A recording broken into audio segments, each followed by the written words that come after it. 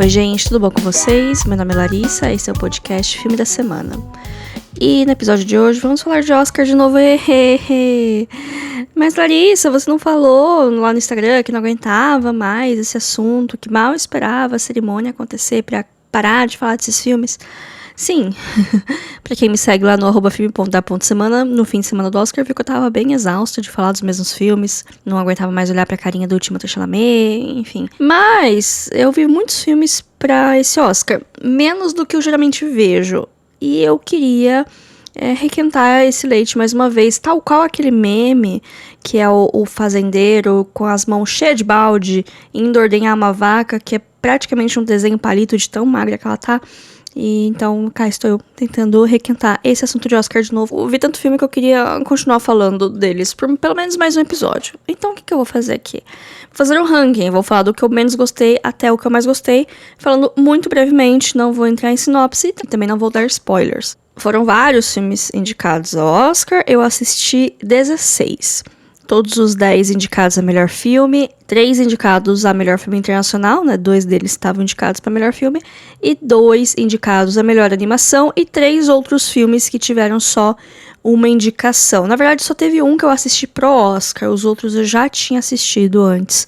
E foi uma alegre coincidência eles estarem no Oscar e eu não precisar assistir mais, né? Esse eu não fui bem tranquilinha pra minha maratona, meu único foco era assistir os 10 indicados a melhor filme, até porque teve vários que não tão, assim, tão fáceis de achar das águas turbulentes da internet, e teve vários que não chegaram no cinema aqui da minha cidade. Então eu fiquei mais tranquila de não conseguir ver tudo. A categoria de filme internacional é uma que faz alguns anos que eu conseguia ver tudo. Esse ano eu não consegui. Fiquei meio triste, confesso, mas bola pra frente, né? Em 16º lugar, o filme que eu menos gostei de todos é A Hora do Mal, ou Weapons. Nossa, Larissa, tá pra baixo do Marte Supreme, tá pra baixo do Fórmula 1. Por pouco, assim. Eu fiquei pensando comigo se eu colocava a Fórmula 1 por último, mas eu acabei colocando Weapons porque eu acho que ele é um filme muito menor. E assim, quando eu tava assistindo, eu tava gostando dele. Pra mim, parecia um episódio de Supernatural. Lembram da série do Dean e do Sam? Um episódio bom de Supernatural. Eu tava lá, curiosa, querendo saber o que aconteceu.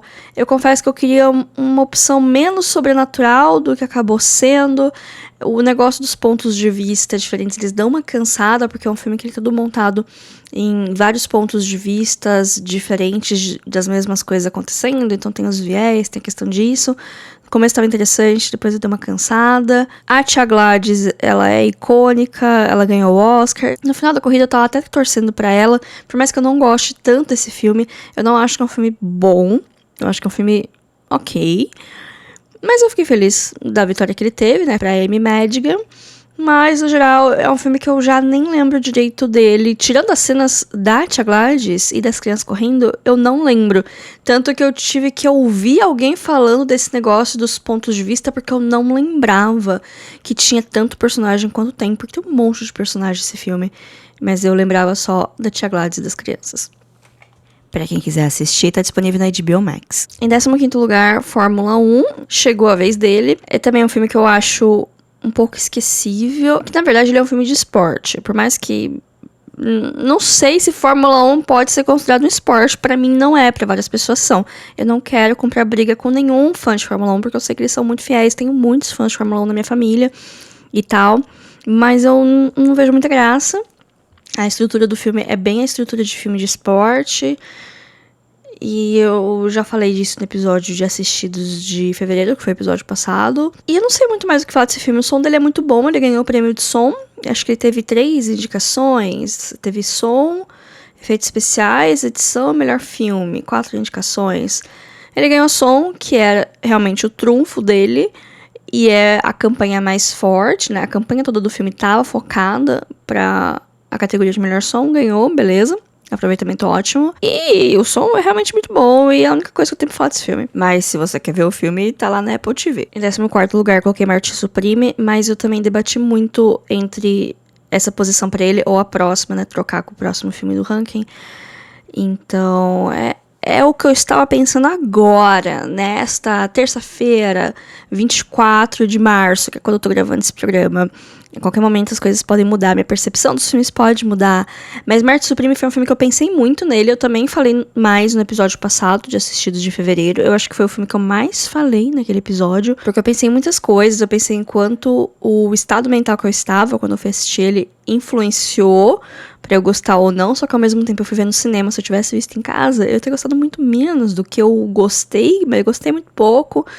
É um filme muito estressante. E eu percebi que eu não tendo a gostar muito desses filmes que eles têm esse negócio de causar ansiedade e de ter essa coisa frenética e do protagonista precisar resolver e ele ser um pouco detestável, assim, ter os nuances e ter várias coisas acontecendo e muita gritaria. Esse filme tem bastante gritaria. E eu detestei o personagem do Marty, o que não significa que o filme vai ser bom ou mal, né? As coisas são independentes. Eu achei um bom filme. Não um filme ótimo, achei um bom filme. Eu acho que tem muita intenção por trás dele, muito mérito criativo, de várias escolhas que ele tem. Todas elas feitas especialmente para me atazanar. Acho que foi uma afronta pessoal do diretor comigo. E cá está Marte Supreme na 14ª posição. Se você quer assistir o filme, tem um problema, porque ele tá naquele limbo de que acabou de sair de cinema, ainda não chegou direito nas plataformas digitais. Ele tem para aluguel na Claro TV e na Apple TV, mas logo mais deve chegar aí por aí. O próximo é Bugônia. É outro filme também que eu não gostei, mas ele tem coisas interessantes. É de um diretor que eu gosto, que é o Yorgos Lanthimos. Ele tem um começo bem legal, assim, de uma coisa de teoria de conspiração e de nichos de gente doida da internet. Ele joga, assim, algumas coisas pra gente pensar que eu acho bem legal.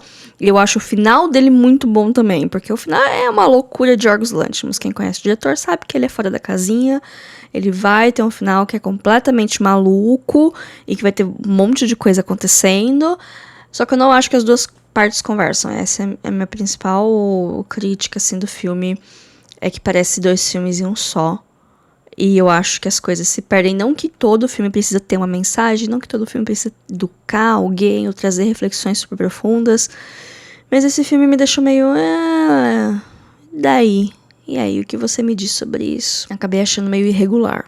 Pra quem quer assistir agora, esse filme também tá naquele limbo do pós-cinema, mas ele tá disponível para aluguel digital em mais lugares, por exemplo, no Prime Video, além da Claro TV e da Apple TV. Mas tem que pagar mais pra ver. Em 12º lugar, Se Eu Tivesse Pernas, Te Chutaria. Se você está ouvindo esse episódio no fim de semana de lançamento desse podcast, esse filme tá disponível no Telecine de graça. O Telecine abriu o sinal. Eles fazem isso algumas vezes por ano. Então, se você tem TV por assinatura, fica os canais do Telecine disponíveis.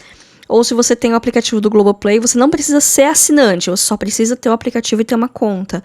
Lá vão ter um catálogo de filmes que vai estar aberto para você assistir e o sinal dos canais de Telecine também vai estar aberto no aplicativo. E esse é um dos filmes que está na seleção à la carte. Então eu recomendo vocês assistirem. Ele tá abaixo na minha lista, não é um filme que eu morri de amores, mas é um filme recente, é um lançamento das últimas semanas no streaming, é um filme que foi indicado ao Oscar de melhor atriz, não foi qualquer categoria não. E do meu ranking das melhores atrizes desse ano, ela ficou em segundo lugar, que é a Rose Byrne, que ela vem da comédia e tal, tem uma super carreira, e aqui é um papel todo dramático, apesar de concorrer como comédia em alguns lugares, é um filme esquisito. Eu acho que o meu maior problema com esse filme é ele ser um pouco esquisito, mas não esquisito o suficiente. Ele vai falar de dramas femininos, da solidão da mãe sobrecarregada. Também é um filme que desperta muita ansiedade e muito nervoso, e que também tem uma protagonista difícil de gostar, e que várias coisas vão acontecendo tirando ela do sério, tirando a gente do sério também. Então, assim, é uma jornada. Se eu for comparar com Marte Supreme, que são dois filmes nada a ver, Marte Supreme tem mais coisas espalhafatosas que enchem os olhos, enquanto Se Eu Tivesse Pernas Te Chutaria é uma coisa mais filme indie, filme de festival. Apesar do Marte Supreme ser da 24, mas é uma produção bem mais cara. Eu acho que se Eu Tivesse Pernas, Eu Te Chutaria não fosse dirigido por uma mulher, sobre uma história de uma mulher, talvez eu não teria gostado tanto, mas aí também a gente tá brincando com muitas suposições, tirando o elemento fundamental do filme, né? Então, cá está ele. Eu acho que é uma boa posição. Não foi um filme que eu amei, mas ele tem méritos, e eu acho que é uma recomendação válida se você tiver com o Telecine aberto aí, aproveite essa oportunidade. Depois vem A Meia-Irmã Feia, The Ugly Stepsister, que é um filme que eu não esperava ver aqui no Oscar. Ele teve uma indicação apenas de melhor maquiagem, ele não levou, claro.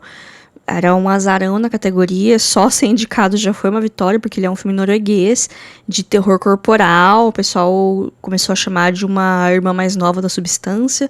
E de fato é um pouco, porque ele tem temas parecidos sobre a busca da beleza, sobre pressões sociais nas meninas por causa dessa beleza. É um reconto da história da Cinderela focando numa das meias-irmãs dela. Tem cenas nojentíssimas, tem muito mais inseto do que eu achei que teria. Porque assim, o pôster desse filme é um pé e uma faca gigante, um cutelo. Porque na história original da Cinderela, né, quando tá na missão de todo mundo provar o sapatinho, as meias-irmãs dela, elas veem isso e veem que o sapato é muito pequenininho pro pé delas, então elas vão lá e cortam os pés. Elas cortam os dedos dos pés delas pra fazer o pé caber no sapato. E aí eu olhei pra esse pôster e falei, vai ser isso, né? Mas não é só isso. Tipo, tem essa cena, ela me deixou muito nervoso, não sei como é a cena, porque eu fechei meus olhos por muito tempo, eu levantei, virei as costas, fui buscar água na cozinha. É uma cena longa. Mas a maquiagem desse filme é bem boa. Mas é um body horror, então é nojento, tem muita coisa feia, tem muita coisa nojenta, tem partes do corpo mutiladas, insetos. Tem uma cena que uma menina arranca uma solitária gigantesca da boca da outra, várias coisas. Mas com uma estética impecável. A Meia-Irmã Feia tá disponível na MUBI. Entrando no top 10, também, vários desses filmes eu poderia trocar a posição deles. Eu acho que só o top 5 é fixo. Eu não mexeria no meu top 5. Mas aqui, da 10ª até a 6ª posição, eu meio que poderia trocar todos. Que aqui a gente entra na parte dos filmes que eu gostei. Porque até então, tava tipo, bacana. Não sei o que tem. Gostei com ressalvas. Eu me estressei, mas é um filme bom. Tava na casa dos mais ou menos ali. Agora já começa com filmes que eu gostei. E alguns eu gostei mais que outros, né? Em 10º lugar, Sonhos de Trem. Tava indicado algumas coisas, inclusive melhor filme, não venceu nada. Eu tava aqui na torcida para que ele pudesse ganhar a melhor fotografia, né? Porque tem o brasileiro, o Adolfo Veloso, fez a fotografia desse filme. E de fato a fotografia é a coisa mais bonita dele. Eu não queria ver esse filme. Eu vi que ele ia sair, eu vi essa vibe dele, eu falei, nossa, tem cara de filme de homem triste. E eu já assisti tanto filme de homem triste que eu não tenho mais vontade de assistir filme de homem triste. Mas aí eu vi que tava ganhando força e chegou na Netflix, falei, quer saber, vou ver esse filme. Ainda bem que eu vi com antecedência, né, porque se eu visse na maratona também... eu comentei que às vezes quando eu tô muito cansada mentalmente, eu talvez não goste tanto do filme, mas também quando chega o Oscar que eu começo a ver um filme atrás do outro, às vezes isso também não é muito saudável. Chega uma hora que eu dou uma cansada e os filmes que eu vejo por último nessa maratona podem ser prejudicados. Então eu acabei vendo Sonhos de Trem ano passado, ainda bem que eu fiz isso, que eu gostei bastante. Assim, é um filme de homem triste. Tudo de ruim que tinha pra acontecer, aconteceu com o nosso protagonista. Só que é tão bonito, principalmente da metade pro final, que é quando acontece uma grande tragédia. E aí ele fica sem saber o que fazer. E aí ele vai tocando a vida, porque é isso que a gente faz, né? A gente tá feliz, a gente tá triste, a gente precisa tocar a vida. E o final dele é tão bonito que eu até chorei. Foi um dos poucos filmes aqui dessa lista que eu chorei. Acho que foi o único dessa lista que eu chorei de fato. Parando pra pensar que eu não chorei com Hamlet, mas eu chorei aqui com Sonhos de Trem na cena final do avião. Eu acho ela muito bonita e gostei. É um filme pequenininho, um filme independente, tem essa vibe de filme de festival, é contemplativo, tem muito silêncio, mas eu acho que tudo casa muito bem pro que o filme quer fazer. E por incrível que pareça, esse filme tá na Netflix. Coloquei em 9º lugar O Grande Vencedor da Noite, Uma Batalha Após a Outra. Era o filme mais provável a vencer o Oscar de melhor filme, né? Quem ouviu o meu episódio das previsões do Oscar sabia disso, por mais que na época eu estava esperançosa de que Pecadores poderia ter uma chance. Era uma esperança tola. Olhando em retrospecto, estava bem certo que esse seria o filme, conforme foi tendo vitórias da noite, e isso foi se concretizando. A vitória em elenco, eu acho que foi o que cravou, porque todo mundo achava que ia ser pra Pecadores, e quando Uma Batalha Após a Outra ganhou o elenco, já cravou que ia ser o grande vencedor da noite, não ia ter muito espaço para outras coisas. Eu gostei desse filme, eu vi ele no cinema no ano passado, porque quando ele lançou, a comunidade cinéfila ficou muito empolvorosa, porque o diretor é um queridinho da cinefilia. Não é tanto um queridinho meu, eu não sei explicar. Todos os filmes dele que eu vejo, eu gosto, mas tem algumas coisas que não descem muito pra mim, principalmente a parte de humor. Acabo não gostando muito. Aqui aconteceu uma coisa muito parecida. Eu acho que o começo desse filme meio, eu não sei, eu não gosto muito quando eles estão muito inseridos no negócio da militância lá. Quando tem o salto temporal, eu acho que eu gosto mais. Porque eu não gosto muito como o diretor, ele meio que coloca os dois lados como igualmente terríveis, quando tem um lado que está literalmente capturando e aprisionando pessoas, né? O outro lado está tendo uma resposta violenta, assim, porque é o único jeito de responder esse tipo de coisa. Você não pode fazer protesto pacífico e colocar uma rosa na arma da polícia, né? Não deu certo nos anos 60, não vai dar certo hoje. Mas, de fato, é um bom filme. Eu acho que ele é muito mais um bom thriller de ação do que um bom thriller político. Que nem eu falei, eu não gosto muito como o filme lida com a sua parte política. Mas, ao mesmo tempo, acho que faz muito sentido ele vencer o Oscar nesse momento. É um produto norte-americano. É isso. Quando eu vi no cinema, eu saí bem feliz. Eu saí, não, realmente, já cravei naquela época, vai ganhar o Oscar e não sei o que tem. Aí, conforme o tempo foi passando, eu fui pensando mais nele, eu fui desgostando mais de algumas coisas. Tipo, o que me irritava cresceu um pouco mais do que as coisas que me agradavam. Mas ele tem méritos. Foi um filme bom, foi uma vitória boa. Uma vitória que faz sentido. Todas as vitórias de Oscar de melhor filme fazem sentido com a época que elas estão colocadas, porque nada existe no vácuo. Então, se você olhar com um olhar distante, com o que estava acontecendo, principalmente nos Estados Unidos, e também em Hollywood, considerando, né, esse microcosmos, as coisas fazem sentido. O filme está disponível na HBO Max. E, gente, assiste. Tem tanto filme ruim sendo lançado no streaming toda semana. Esse é um filme bom, até. Vale a pena pra você ter sua própria opinião do vencedor do melhor filme do Oscar. Em oitavo lugar, Guerreiras do K-Pop, vencedor do Oscar de melhor animação, vencedor do Oscar de melhor canção. Um fenômeno inesperado. É um filme que a Sony Animation não tava botando fé. Vendeu para a Netflix a preço de banana. A Netflix jogou pro catálogo como quem não quer nada e de repente explodiu. Virou um fenômeno. A música Golden é a primeira música desde Let It Go a atingir o topo das paradas, né? Uma música de uma animação a atingir o topo das paradas. E eu gostei do filme. Eu me diverti muito quando assisti. Eu vi ano passado. Foi algum tempo depois do hype que eu vi que ele tava super hypado, o pessoal super falando. Aí eu demorei um pouco pra ver. Vi, gostei, achei divertido.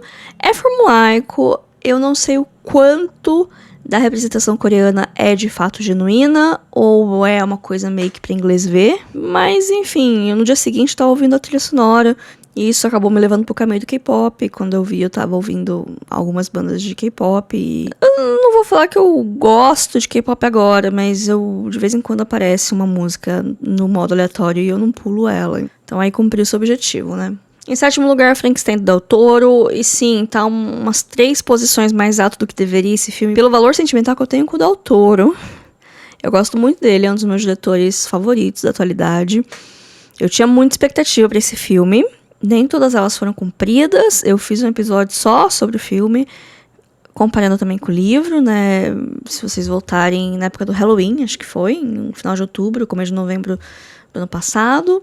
E assim, olhando pra trás, eu gosto. Eu acho ele longo demais.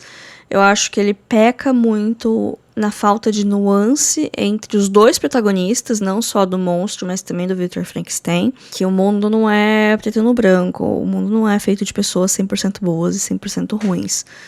Existe nuance. A questão do livro é que você lê o monstro fazendo atrocidades e mesmo assim você fica do lado dele.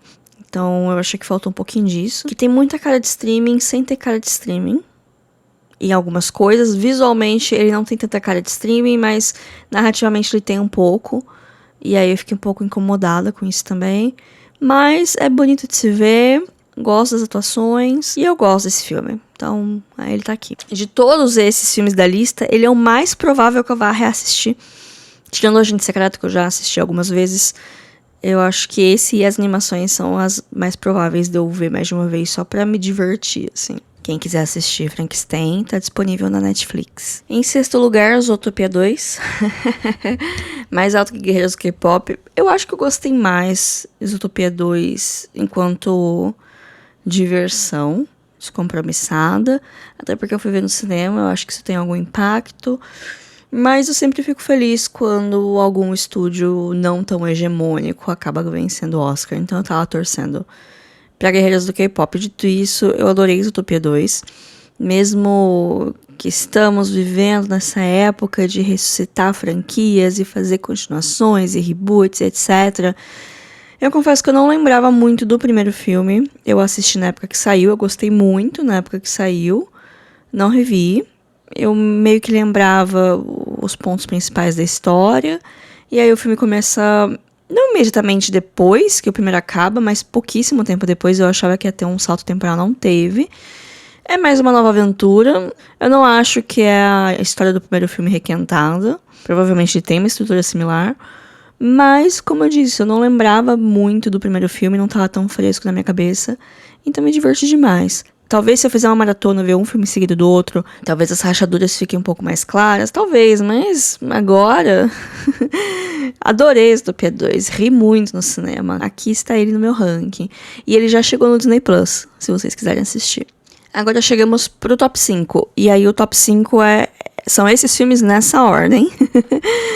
Enquanto em posições mais baixas eu pensava se eu colocava um filme em tal lugar, se eu subia ou descia uma ou duas posições cada um deles. Mas aqui não, pra mim o top 5 está bem claro.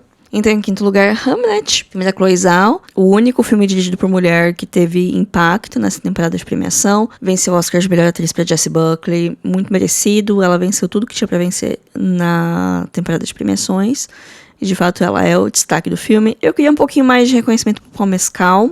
Eu acho que ele merecia mais aquele Oscar do que o Champagne, e ele nem indicado foi, mas quem sou eu pra falar qualquer coisa, né? Hamlet é uma adaptação de um livro de mesmo nome, que eu não li, mas eu tenho vontade de ler, mesmo sabendo as coisas que acontecem. Eu acho que não é um livro sobre grandes revelações, assim como esse não é um filme sobre grandes revelações, porque eu fui ver sabendo do que acontecia. Eu acho que se você não sabe o que acontece, talvez bata com mais força os acontecimentos emocionantes, mas não acho que faz tanta diferença saber ou não saber. É um filme bem triste, bem emocionante, o forte dele tá nessa coisa de causar emoção. Eu acho ele bem eficiente nisso, acho muito bonito de olhar pra ele, acho as atuações boas.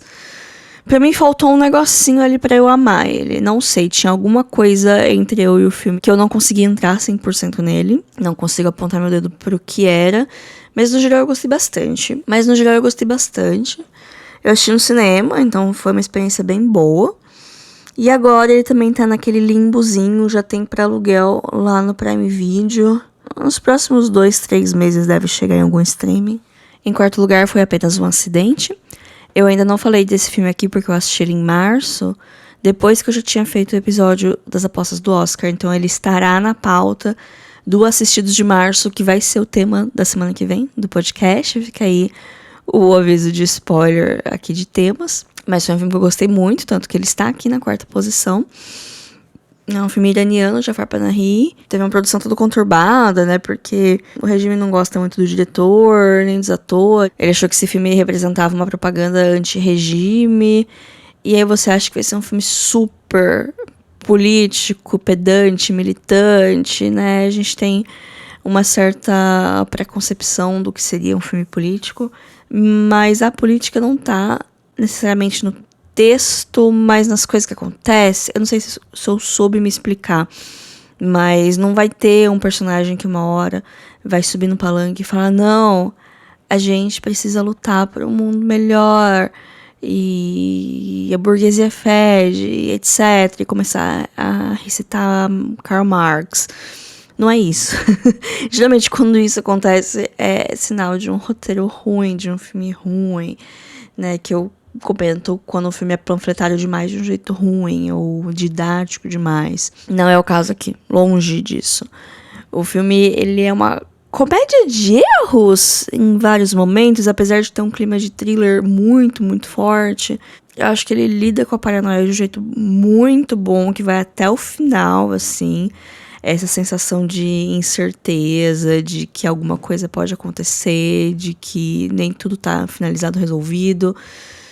Bem bom, bem diferente do que eu achava que ia ser, eu também não sei o que eu achava que seria, mas foi um filme que eu gostei bastante, eu acho que ele merecia ter mais visibilidade na temporada de premiação, mas aqui está ele, né? Ele já tá disponível na MUBI pra assistir. Eu vou deixar na descrição desse episódio um link com 30 dias de graça, pra você conhecer o streaming, que aí dá pra ver Foi Apenas um Acidente, dá pra ver Valor Sentimental, dá pra ver A Minha Irmã Feia e vários outros filmes. Inclusive, eles botaram, acho que uns 5 outros filmes do Panahi junto com o lançamento de Foi Apenas um Acidente. Então dá pra maratonar o diretor. Não tudo, mas boa parte da filmografia dele. Eu preciso fazer isso, inclusive. Mas fica a dica. O terceiro lugar também tá na MUBI, que é Valor Sentimental, o filme norueguês dessa temporada, o filme que venceu o Oscar de filme internacional. Ele era o favorito pra vencer. Ele é um filme europeu, que não colecionou nenhuma polêmica em sua campanha.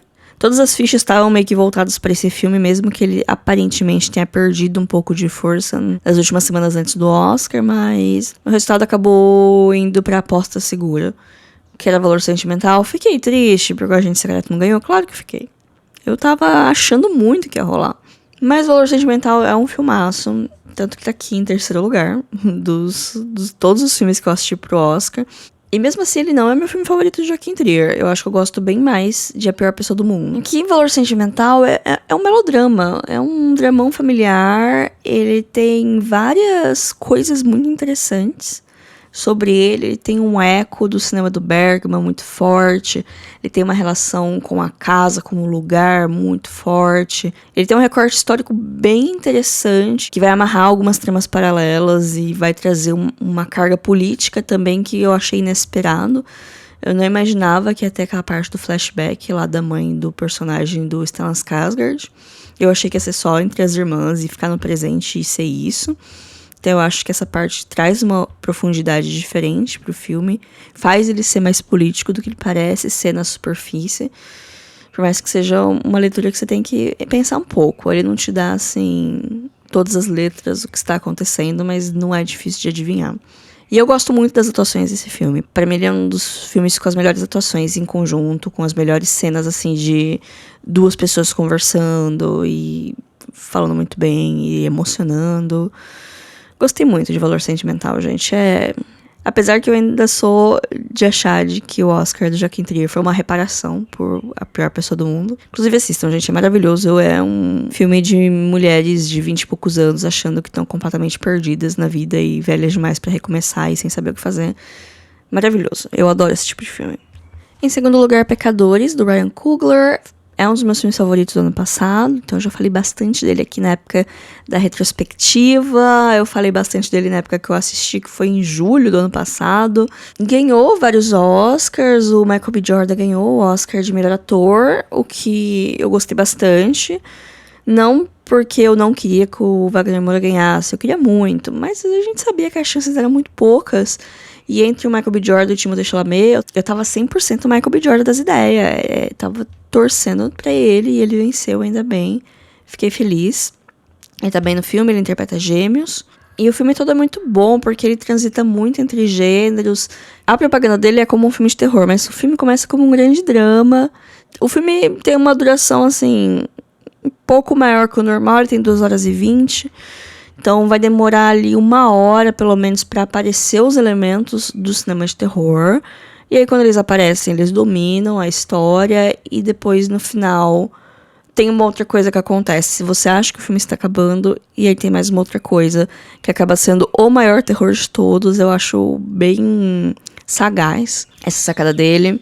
Mas assim, na parte de terror ele vai ter sangue, ele vai ter cena de ação, ele vai ter a parte das relações entre os personagens, então todo aquele drama do começo do filme serve pra construir os relacionamentos, pra na hora que as coisas complicam e as pessoas começam a morrer, você fica triste porque aquele personagem morreu, porque você ficou 1 hora lá com ele, vendo ele ali naquela sociedade funcionando e participando, e aí quando essa personagem morre, você sente. Tem as cenas musicais que são muito bonitas, porque parte do filme envolve música. Ele vai trazer várias metáforas muito óbvias, outras nem tanto, sobre história, sobre legado, sobre apropriação cultural. Ele tem muitos temas, assim, pra desdobrar. Porque tem alguns filmes que eles querem falar muita coisa e acabam se perdendo. Aqui eu acho que ele fala muito bem tudo que ele tem pra falar. Ele desenrola tudo muito bem. E é um excelente filme. Você esquece que o tempo tá passando, que você fica completamente preso. Ele é bonito de se ver também. Venceu fotografia. A primeira mulher a vencer o Oscar de melhor fotografia foi com esse filme. Apesar de não ser minha fotografia favorita entre os indicados, mas é muito boa. É bom ver um filme assim, uma história original, bem feita, bem trabalhada, onde os gêneros são respeitados. Ele não tem medo de ser um filme de terror, mas ele também faz outras coisas. E tendo o destaque que esse filme teve, fazendo o sucesso que o filme fez. Recomendo demais assistirem, tá na HBO Max. E pra encerrar esse ranking, em primeiríssimo lugar, O Agente Secreto. Foi o meu filme favorito do ano passado, é o meu filme favorito dessa seleção, e eu nem tô sendo bairrista. Eu achei o filme excelente, eu achei que ele transita bem entre gêneros também, que é uma coisa bem legal de ver. Ele é um filme muito brasileiro, apesar de ter muitas fontes de vários lugares do mundo, de vários cinemas do mundo. O Kleber Mendonça Filho é um cinéfilo, então ele bebe de muitas fontes e consegue traduzir isso de uma forma original no trabalho dele.